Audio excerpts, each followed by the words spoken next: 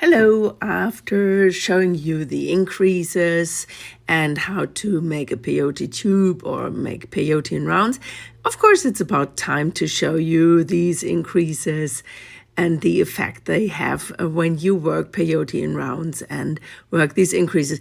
You all know the triangles and the squares and so on, but here, of course, to complete the whole thing, I show you a little bit about the basics. We start with a group of 3 beads for our triangle, and you see I'm reinforcing the beads of that first part, and then we just make a simple increase with 2 beads in each corner in every single row. This will create the classical triangle, which is a flat structure in peyote technique. See, I'm coming around here. I added a pair of beads in each corner, and I'm using the purple beads as my increase beads to make things a little bit more clear to see.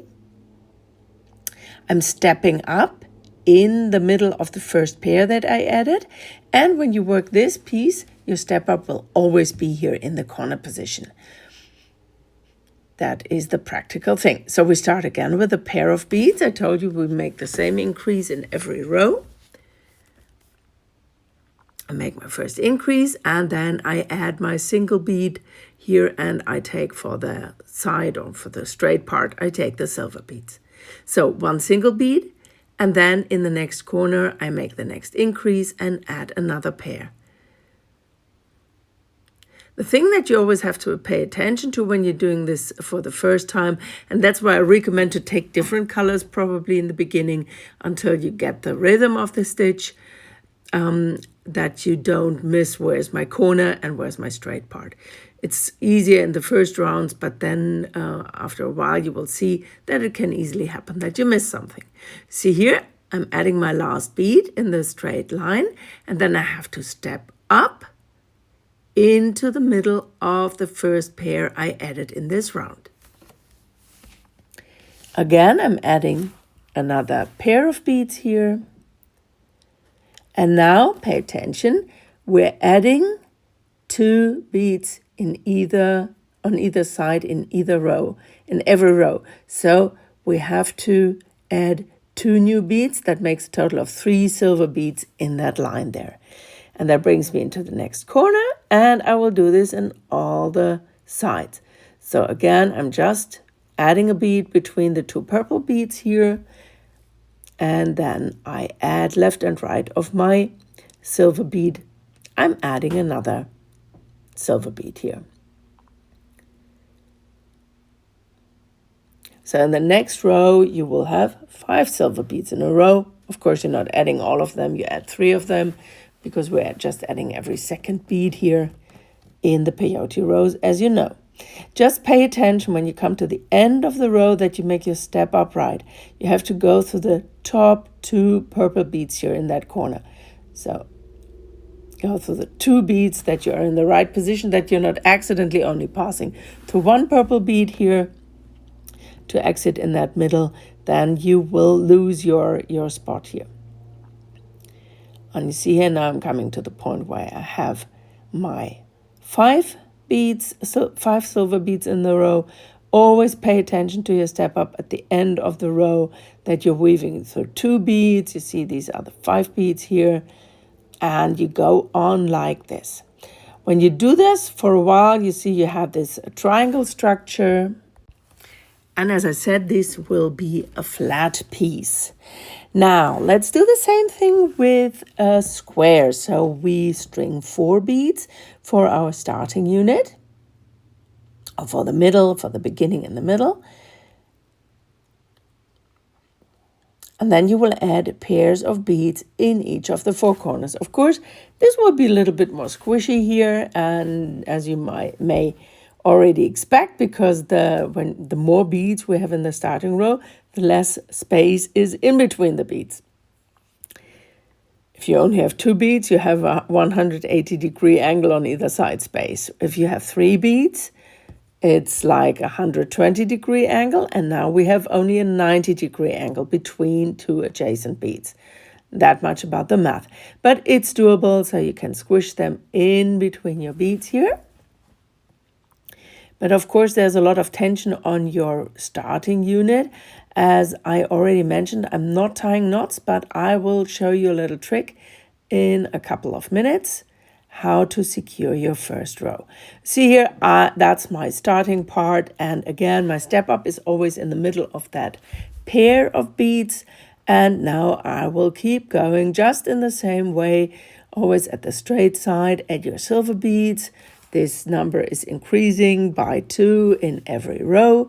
So you go from 1 silver bead to 3 silver beads to 5 silver beads and so on. That's exactly the same like in the triangle. But there's a little difference that I will show you soon. Now, the point is, as I already mentioned, the further you go, the more you will see that there is tension on the first 4 beads. And if I don't tie a knot, I have to secure that part somehow. And here's a little trick what I'm doing. After finishing my second or maybe third row, working around here, I will go back to the center and reinforce that part. And this reinforcing of the center row is fixing your starting unit. You see, at this point, you see I still have the thread hanging out there and I'm pulling my counter tension to the thread. And you see here, just to demo that, if I wiggle this a little bit, it's pulling loose, the thread is getting loose. So I pull it tight again. And now I'm going with my working thread to the center and weave around all the 4 blue beads, completely around. That means I have to pass 5 times through a blue bead. You will see that. You see I'm exiting from the first bead here, now going through the second, the third, the fourth, and to create an overlap to really secure this first row, I go through the 5th. So again, through the first bead.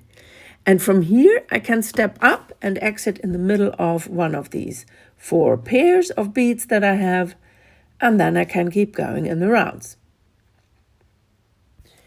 Now, when you keep going like this, you add 1 row after the other.